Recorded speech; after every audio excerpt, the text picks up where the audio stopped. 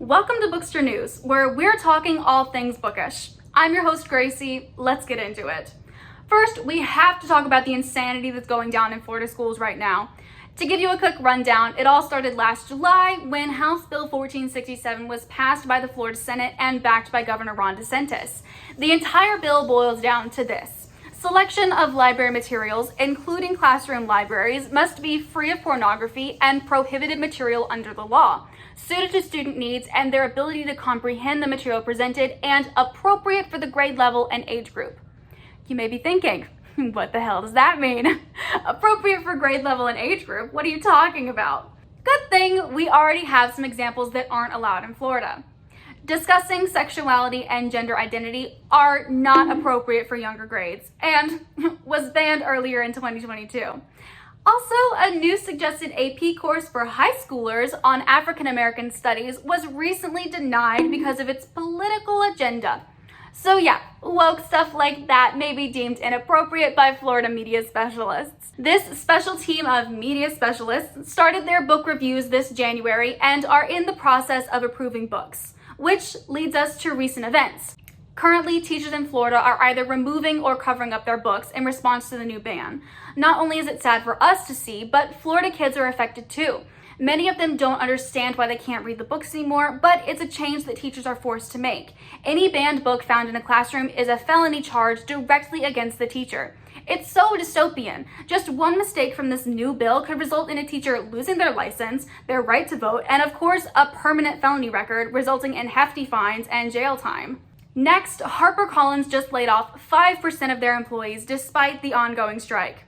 Since November, over 200 members of HarperCollins Union have been on strike, making this the longest strike of the over 80-year-old union. These employees, ranging from editorial to marketing to legal, are striking to raise the minimum starting salary from $45,000 to $50,000, a very small increase considering the company is based in New York City, where living expenses are pricey. Additionally, the union is asking for better protections for union workers and an answer to the publisher's lack of diversity in the workforce.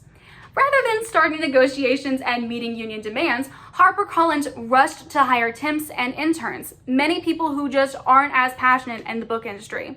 This means, in addition to HarperCollins mistreating their employees, the readers aren't getting treated well either. Because of temporary workers, books are getting pushed to publication carelessly, and they aren't marketed well because the social media team is striking. Even some authors and reviewers are holding back their work until HarperCollins meets union demands. So yeah, it's pretty safe to say that the book world has been crazy recently. What's next? Is Mickey Mouse gonna start saving Florida's books by himself? Should we allow editors in a ring with their employers? Just this once. Anything could happen. But seriously, as people who understand the value that books bring to the world, we can't let these issues go unnoticed. Be supportive to the HarperCollins employees on their social media accounts and pay attention to what's happening in your state.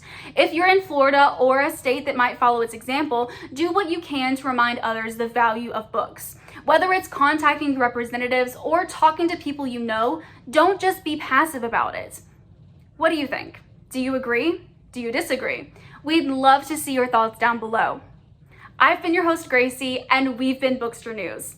Be sure to check out our website, and we'll see you next time.